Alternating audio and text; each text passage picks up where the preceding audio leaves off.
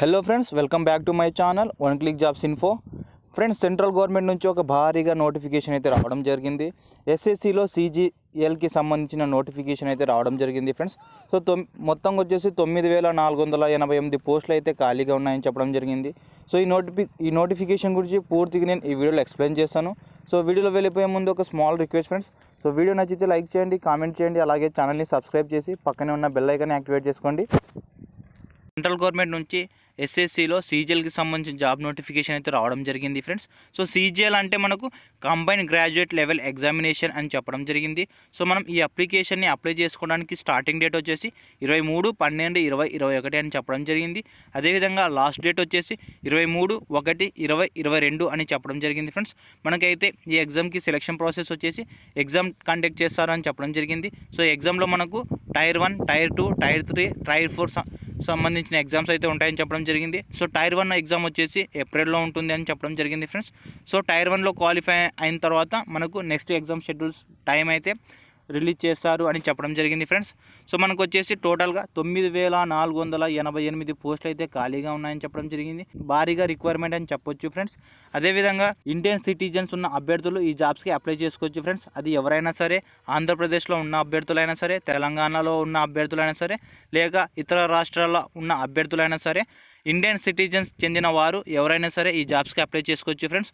మనకి ఇక్కడ group B మరియు గ్రూప్ సికి సంబంధించిన జాబ్స్ అయితే ఉన్నాయి ఫ్రెండ్స్. సో మనకు Indian audit accounts department under CAG, central secretariat service, intelligence bureau, ministry of railway, ministry of external affairs, AFHQ, ministry of electronics and information technology, other ministries department, CBDT, CBIC, Directorate of Enforcement, Department of Revenue, Central Bureau of Investigation, Department of Post, Central Bureau of Narcotics, Indian Coast Guard, other ministries, department organization, National Company Law Appellate Tribunal, National Human Rights Commissions, Office under COG, National Investigation Agency, Statistics Program Implementation, Register General of India, Officers under COG, Officer under CGDA, other Ministry of Department,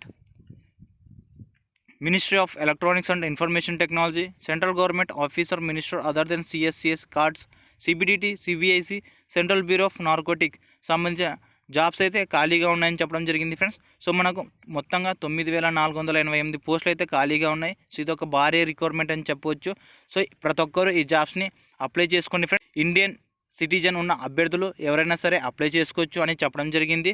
so మనకు age limit ఎంత ఉంటుంది అంటే ఒక్కొక్క పోస్ట్కి ఒక్కొక్క విధంగా ఉంది friends. So కొన్ని పోస్టులకు వచ్చేసి 18 నుంచి 27 సంవత్సరాలు అడగడం జరిగింది. సో మరికొన్ని పోస్టులకి 20 నుంచి 30 సంవత్సరాలు అడగడం జరిగింది. సో మరికొన్ని పోస్టులకి 18 నుంచి 30 సంవత్సరాలు అడగడం జరిగింది. సో ఇంకొన్ని పోస్టులకి 18 నుండి 32 సంవత్సరాలు అని చెప్పడం జరిగింది ఫ్రెండ్స్. సో అదేవిధంగా మనకు గవర్నమెంట్ రూల్ ప్రకారం SC, ST, OBC, PWD మరియు ఎక్స్ సర్వీస్ మ్యాన్కి ఏజ్ రిలేజేషన్ అనేది వర్తిస్తుంది అని చెప్పడం జరిగింది. మనకు క్వాలిఫికేషన్ వచ్చేసి ఒక్కొక్క పోస్టుకి ఒక్కొక్క క్వాలిఫికేషన్ అయితే అడగడం జరిగింది ఫ్రెండ్స్. సో మ్యాక్సిమం అన్ని పోస్టులకి బ్యాచిలర్ డిగ్రీనే అడగడం జరిగింది. సో కొన్ని పోస్టులకు మాత్రమే బ్యాచిలర్ డిగ్రీతో పాటు అదర్ క్వాలిఫికేషన్ కూడా అడగడం జరిగింది. ఒకసారి మీరు క్లియర్గా చెక్ చేసుకోండి. సో అప్లికేషన్ ఫీజు ఎంత అంటే ఉమెన్స్ మరియు SC and ST, PWD, ex service మ్యాన్కి ఎటువంటి అప్లికేషన్ ఫీజు అయితే లేదు. మిగిలిన జనరల్ మరియు OBC అభ్యర్థులకు 100 రూపీస్ మాత్రం అప్లికేషన్ ఫీజు అయితే ఉంటుంది అని చెప్పడం జరిగింది ఫ్రెండ్స్. మనకు ఎగ్జామినేషన్ సెంటర్ వచ్చేసి ఎక్కడెక్కడ పడుతుంది, ఏ డిస్ట్రిక్ట్లో పడతాయంటే మనది సౌతర్న్ రీజన్ కాబట్టి మనకు మ్యాక్సిమం ఆంధ్రప్రదేశ్, పాండిచేరి, తమిళనాడు అండ్ తెలంగాణకు సంబంధించిన డిస్ట్రిక్ట్లో మాత్రమే మనకు ఎగ్జామినేషన్ సెంటర్స్ అనేది సెలెక్ట్ చేసుకోవడం జరుగుతుంది ఫ్రెండ్స్. నాకు ఎగ్జామినేషన్ ప్యాటర్న్ ఏ విధంగా వస్తుందో నేను ఇప్పుడు ఎక్స్ప్లెయిన్ చేస్తాను friends. So tier 1 first tier 1 exam వచ్చేసి దాంట్లో ఏ సబ్జెక్ట్స్ ఉంటాయో, దానికి ఎన్ని మార్క్స్ ఉంటాయో, సో ఆ పేపర్కి ఎంత టైం ఉంటుందో కూడా చెప్తాను. సో టైర్ 1 వచ్చేసి జనరల్ ఇంటెలిజెన్స్ అండ్ రీజనింగ్కి మనకు 25 క్వశ్చన్స్ అయితే అడగడం జరుగుతుంది. దాంట్లో మనకు 50 మార్క్స్ అయితే పేపర్ ఉంటుంది ఫ్రెండ్స్. సో జనరల్ అవేర్నెస్లో 25 క్వశ్చన్స్ అయితే ఉంటాయి, 50 మార్క్స్ అయితే అడగడం జరుగుతుంది. సో క్వాంటిటీ యాప్టిట్యూడ్లో 25 క్వశ్చన్స్ అయితే ఉంటాయి, 50 మార్క్స్కి అయితే అడగడం జరుగుతుంది. అదేవిధంగా ఇంగ్లీష్ కాంప్రిహెన్షన్లో 25 క్వశ్చన్స్ అయితే ఉంటాయి, 50 మార్క్స్కి అయితే అడగడం జరుగుతుంది. సో టైర్ 1 ఎగ్జామ్కి మనకు 1 అవర్ 20 మినిట్స్ మాత్రం టైం అయితే ఉంటుంది అని చెప్పడం జరిగింది. సో టైర్ 1లో క్వాలిఫై అయిన అభ్యర్థులకి టైర్ 2 ఎగ్జామ్ అయితే ఉంటుంది ఫ్రెండ్స్. దాంట్లో పేపర్ 1లో వచ్చేసి క్వాంటిటేటివ్ ఎబిలిటీస్లో 100 క్వశ్చన్స్ అయితే అడగడం జరుగుతుంది.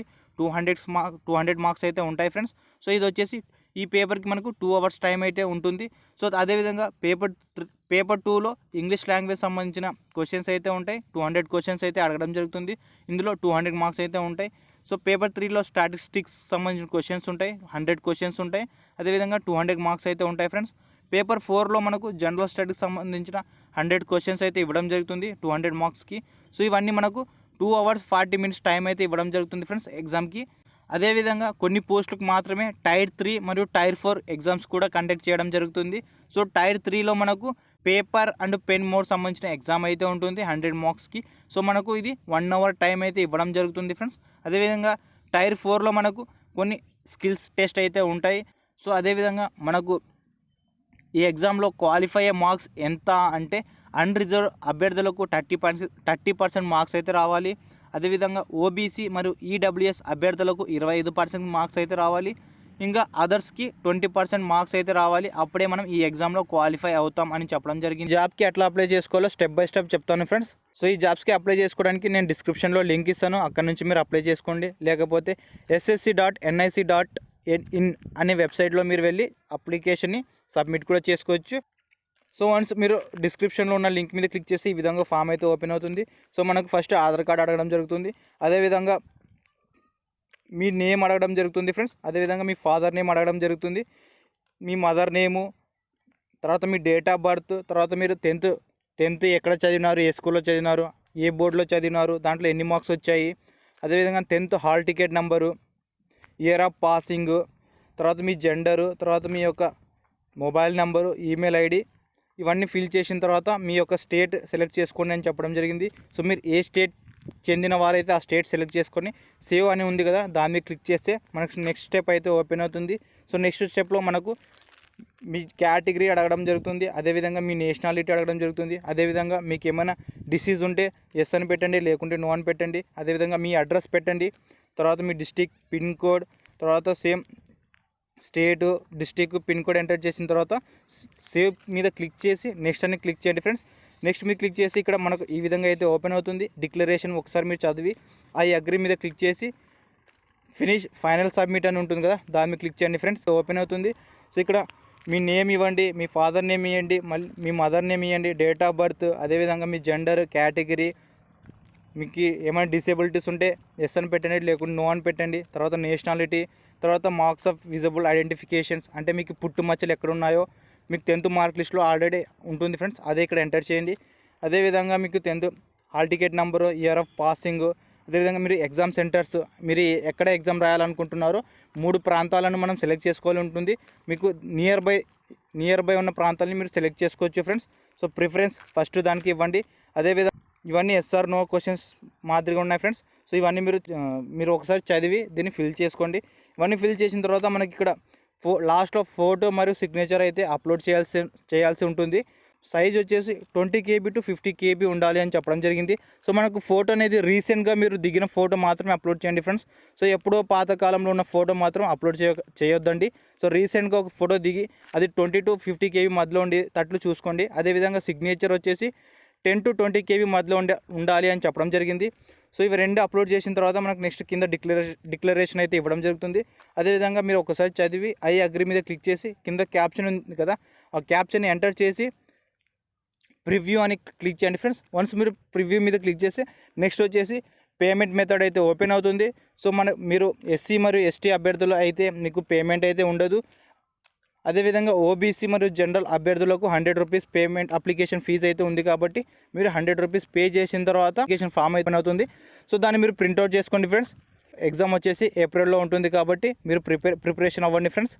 ఫైనల్గా ఇంతే ఫ్రెండ్స్. వీడియో నచ్చితే లైక్ చేయండి, కామెంట్ చేయండి, అలాగే ఛానల్ని సబ్స్క్రైబ్ చేసి పక్కనే ఉన్న బెల్ ఐకాన్ యాక్టివేట్ చేసుకోండి.